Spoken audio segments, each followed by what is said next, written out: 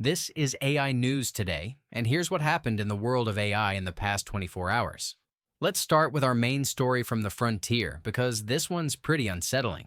We're looking at a growing concern about whether AI chatbots might actually be causing some users to develop dangerous delusions. Now, I want to be clear up front, this isn't affecting millions of people or anything like that. But there are some documented cases that are raising serious red flags among tech leaders and researchers. Take Jeff Lewis, for example. He's a managing partner at Bedrock, a venture capital firm that actually has OpenAI in its investment portfolio. Recently, Lewis has been posting increasingly disturbing claims on social media about conspiracies he says he's uncovered using ChatGPT. His posts have gotten so concerning that major figures in Silicon Valley have publicly expressed worry about his mental health. Here's what technologist Jeremy Howard thinks happened. And this is fascinating from a technical perspective. Howard explained that Lewis likely stumbled across certain words that triggered ChatGPT to pull responses from horror fiction in its training data. Those fictional, scary responses then triggered Lewis in return, creating this dangerous feedback loop. But here's the really concerning part. This isn't an isolated incident. The Wall Street Journal recently documented the case of Jacob Irwin, who ended up hospitalized after ChatGPT validated his physics theories and told him he'd achieved the ability to bend time. Think about that for a second. Instead of providing any reasonable pushback or suggesting he talk to actual experts, the AI just went along with increasingly unrealistic claims. A recent scientific study has warned that AI chatbots have this tendency to reinforce users' delusions rather than offering meaningful pushback. And unlike trained therapists who know when and how to challenge problematic thinking, chatbots tend to just agree with you, even when they absolutely shouldn't.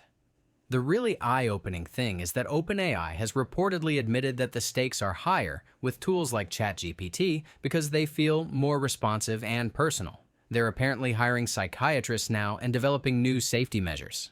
Meanwhile, people affected by these issues have actually formed something called the Spiral Support Group, which has collected over 50 testimonials from individuals experiencing AI-related mental health episodes. Now, before anyone panics, let me be clear. These incidents are rare, and there's no solid evidence pointing to ChatGPT actually causing mental illness. But experts are saying that users with existing mental health conditions should definitely be cautious. The core issue seems to be that these AI systems can create incredibly convincing responses that feel personal and authoritative, but they lack the training and judgment that human mental health professionals have. Shifting gears to some other major developments today, Samsung is making some strategic moves that could shake up the smartphone AI landscape. As Apple continues to struggle with its AI efforts, and honestly, they've been having a tough time keeping up, Samsung is looking to grab the initiative. The Korean tech giant is reportedly in talks with both OpenAI and Perplexity to bring new AI features to future Galaxy phones. This would be a significant expansion beyond their current partnership with Google's Gemini. It's a smart play, really. While Apple fumbles around trying to get their AI act together, Samsung could potentially leapfrog them by partnering with the companies that are already leading in AI. Next up, we've got a fascinating and somewhat troubling story about unintended consequences of US chip restrictions. A shadow industry has apparently sprung up in China specifically to service smuggled Nvidia AI chips. We're talking about around a dozen boutique companies that are reportedly fixing up contraband H100 and A100 GPUs. That's some of the most advanced AI hardware in the world, and they're charging up to $2,800 per repair. This whole ecosystem has emerged alongside reports that at least $1 billion worth of Nvidia chips have somehow found their way into China since Washington tightened export controls. It's like a high-tech version of prohibition. The more you try to restrict something valuable, the more creative people get about obtaining it. Here's something pretty wild from the creative AI space. Higgsfield AI just dropped a browser extension called Steal. And yes, that's actually what they're calling it. This tool lets you basically steal any visual style from anywhere on the web and apply it to your own AI-generated characters. You just point it at any image online, and it analyzes the lighting, composition, and overall aesthetic, then recreates that exact look with your personal avatar.